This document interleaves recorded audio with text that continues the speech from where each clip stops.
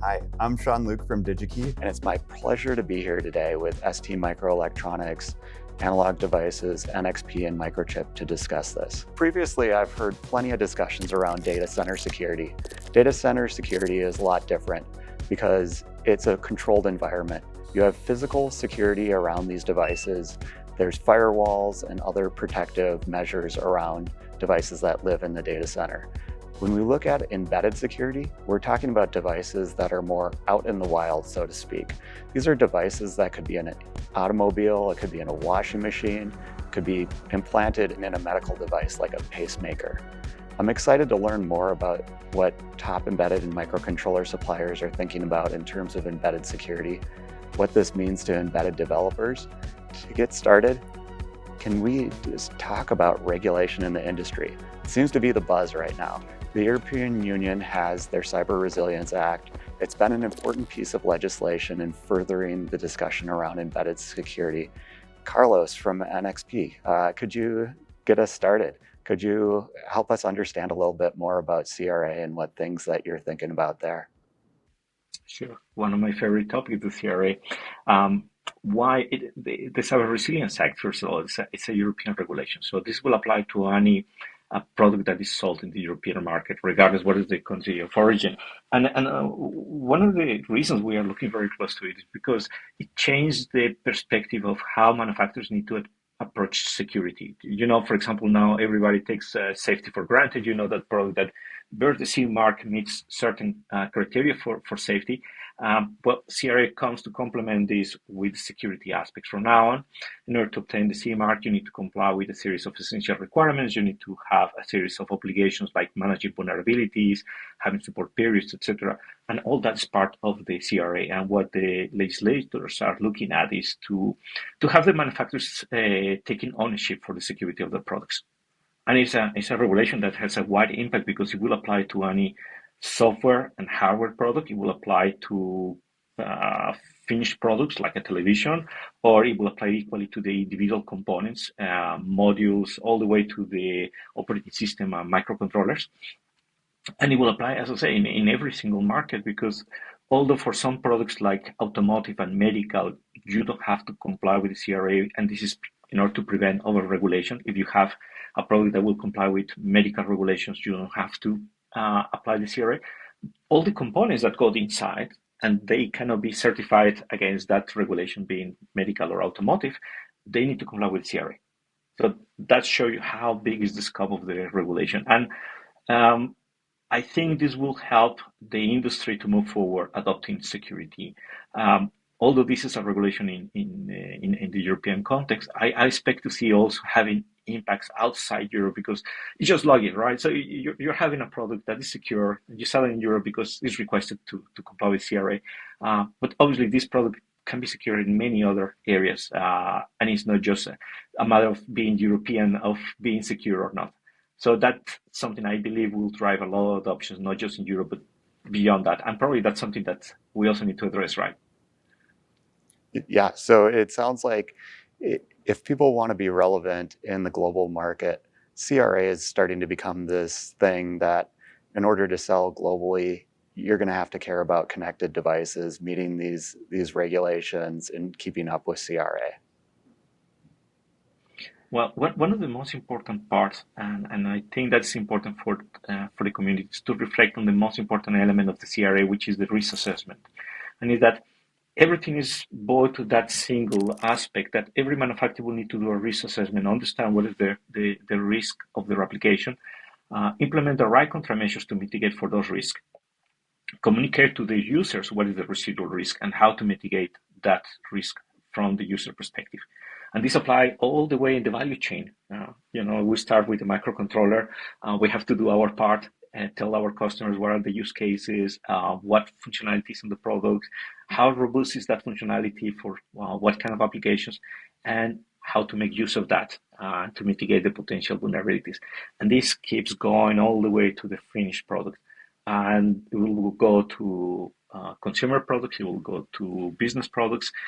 Everybody needs to fulfill the same obligations. And again, that's one of the things that I believe will make the security much more visible than ever before. Excellent. Thank you, Carlos. And Doug, how do you feel that other regulations in the industry that have existed and predate CRA, how do you feel that interplays and works together with the new regulations for CRA? Yeah, well, there's so many different markets that are being impacted by cyber regulations, right? I mean, if you just kind of take a portfolio view, right? You got NIST, you have CSEP, you have PSA, you got ISO 21434 and 62443, and then you have medical, and so basically all the major markets are starting to have impacts from all these regulations.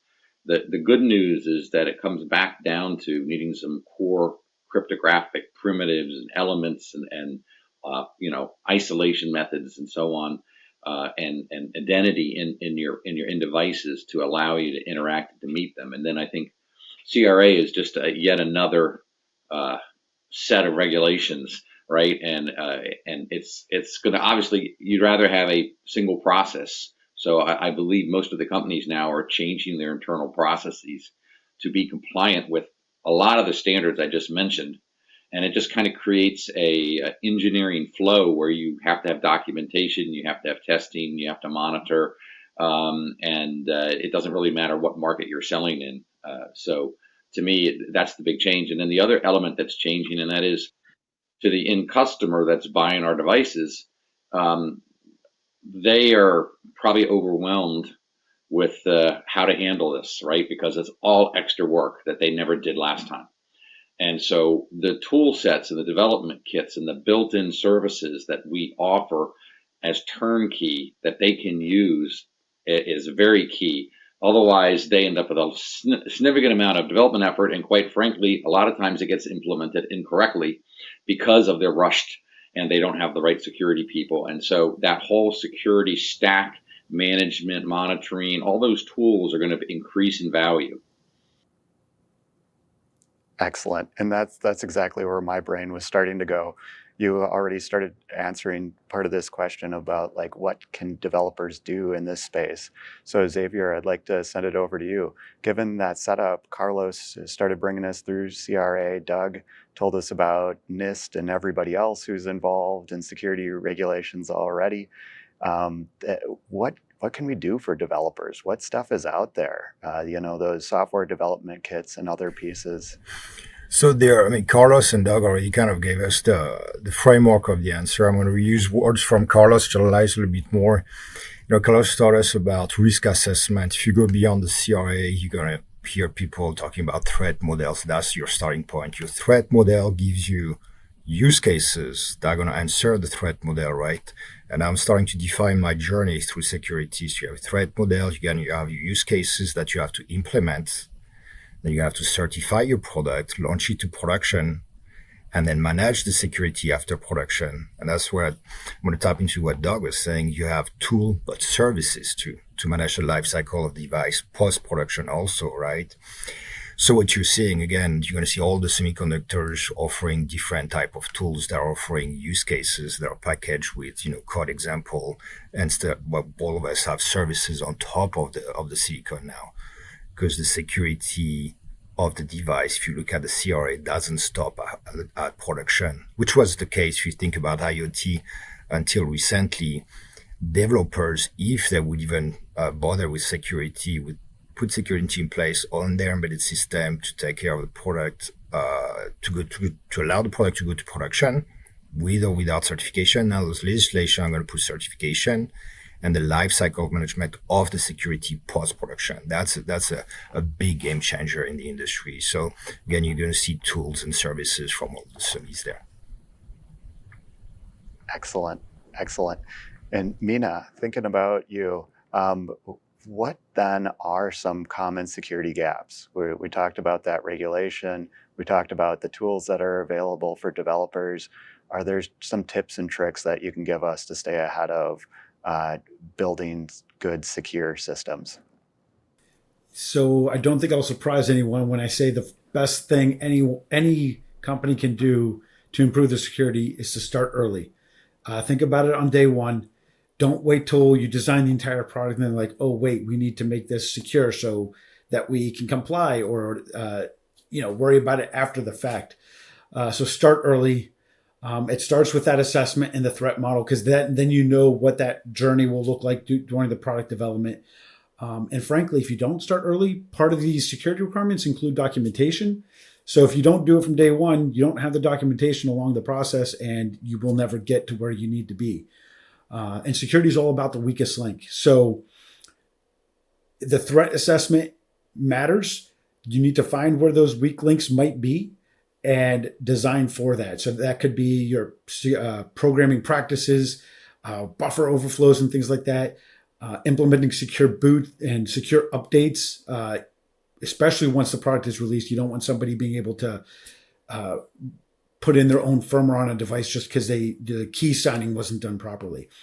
You need to do testing, make sure that it's implemented correctly, and then also in the supply chain. Again, weakest link. You want to make sure you have a secure supply chain, way to program the device. You have your own private corporate secret, so that could be a key or certificate that you want to keep secret, or even your own IP if that's an AI algorithm or some other piece of software that you have. You don't want that getting out in the wild. You want to make sure your supply chain is also well vetted and secure, and that can be done even with an untrusted CM or something of that nature, because we do have some zero trust programming capabilities that are available in the industry. So there's a lot of things to consider from again, start at day one, do your product assessment, go through the development process, the documentation, and really take a good look over the whole product life cycle once it gets shipped. Another big thing with CRA is the maintaining updates for 5 years plus an additional 5. So the device, once it's out there and in the wild, is still considered a secure device. So again, this doesn't happen if you don't think about start this on day one of the design process. Excellent. Thank you, Mina. And I heard you mention zero trust systems there. Hey, Doug, could you tell us more about zero trust systems? Yeah, so I mean, basically right now, right, we're in this condition what I would call hyperconnectivity, right, where everything is driving into wireless security sharing, right, where we're interconnecting devices, where we have sensors and edge devices that can share data with each other. They have to decide, should I share data? Am I allowed to share data? Should I talk to this device? So basically, rather than a controlled system that was designed in the beginning through a process, you basically have a distributed system. And so one of the key elements of that distributed system is you have to be able to establish trust, right? And you're moving machine learning and AI to the edge, right? So now you're removing humans from the loop. You're making decisions based on this data. Well, you have to make sure that that data is secure and trusted data. So you need to know it has quality and it came from somewhere. So it really pushes to the very edge to this need of establishing trust, and then who are you willing to talk to? Who are you willing to connect to? Can share data, and it really pushes that. And so the idea of the zero trust is just because you're on the network or sharing data or you can give data doesn't mean you should. It actually means you shouldn't until you establish the rules around, the controls around who you're willing to share with, who you're willing to get data from, and should you be using that as part of your decision, or is it untrusted? Excellent. Thank you, Doug. Hey, Carlos, I'd like to ask you a little bit about a term that I see out this is more of a marketing term, maybe. It helps encapsulate the technology, what NXP is doing as far as security. I see secure Enclave come up, and I was just kind of curious from your perspective, what's important? What should embedded developers know about secure Enclave? That's a great question, because the secure enclave, I like to visualize this as a safe, a box. Like, you go to the hotel and you have your room that has security, but still you have this safe in the room that you put there because you have a special access that you want to keep extra secure. And this little box, you can have it in different rooms because it's not exclusive to you. So the secure enclave works as an isolation environment in a processor on a SOC, and is designed to protect sensitive data and to execute critical security functions. So we have it as a combination of hardware and software mechanism. For example, we have the hardware isolation that will allow us to have a physical separation between the secure core and the application core, which is important if you want to have this security as you add more applications, but you want them to work in a separate space, so don't affect the core of your product. Your embedded product can continue operating even if you have some applications that may not be trusted or not trusted as the core should be. We have also the execution environment that we make sure that the core is protected from the rest of the system. There is a secure boot, secure update that allows to do the authentication of the firmware and software that is loaded and executed. We have also crypto processing, and this is the dedicated key management for encryption and attestation. And we have also the runtime integrity protection that monitors that the behavior of the product is according to the expectations, and we can detect anomalies.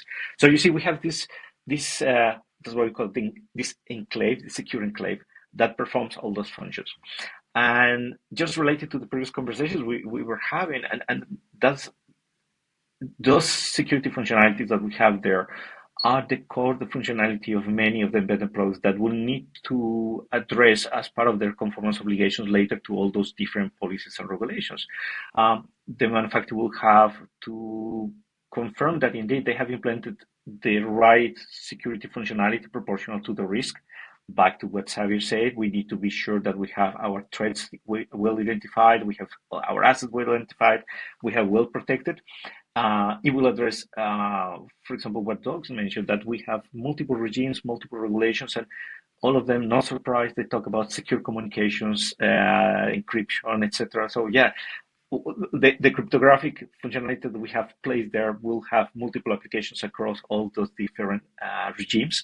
And like Mina said, once you have done your assessments, once you have to look ahead on how you need to maintain your product, because security is not just, I launch my product, it's secure, and I'm done. No, now we need to maintain it, we need to update it. So manufacturers need to look ahead to have the right mechanism in place to update those products in the field. Just to add to what Carlos is saying, the complexity is the enemy of security, right? And so that small, isolated environment, right? The idea that I'm going to come out with an operating system, Linux, and I'm not going to have a single flaw in any of the code for the next 10 years is a ridiculous comment. So you have to take your assets and put them in special places with the assumption you need that layered approach, and that you still want to be able to have your device in the field for 10 years. So certain keys, certain elements, certain things have to be incredibly isolated to avoid the vulnerability of what no one wants, and that is break one, break all attack that takes down a complete product line. It hasn't been altered in any way. There are no devices attached to it. But like many thousands of Jeeps around the world, it can be remotely hacked over the internet through a cellular connection to its entertainment system that would allow someone to take over its steering, its transmission, and even its brakes. And I'll jump in too. Then, to echo my colleague, it's not a new concept. If you can look back probably 30-something years, you look at the credit card industry, right? You have that secure element inside your credit card. You look at the phone, you have a SIM card. Look at the laptops, you got a TPM. That concept of isolation is really old, and it's there for a reason. That was Doug and Carlos explained really well. Mina explained that earlier on too. It's a practice that's known working for 3 decades, I believe. Don't quote me on the numbers, but now we need to take that practice into the other industry where security is finally maturing into. One of the things that I was wondering about, and Xavier, since we're talking right now, I was curious, does Microchip have something that's kind of similar to Secure Enclave, where there's unique industry terminology that just Microchip uses? I'm just thinking about those embedded developers as people are going out and selecting products and they want to make secure systems themselves. Is there certain words that come up in the Microchip portfolio?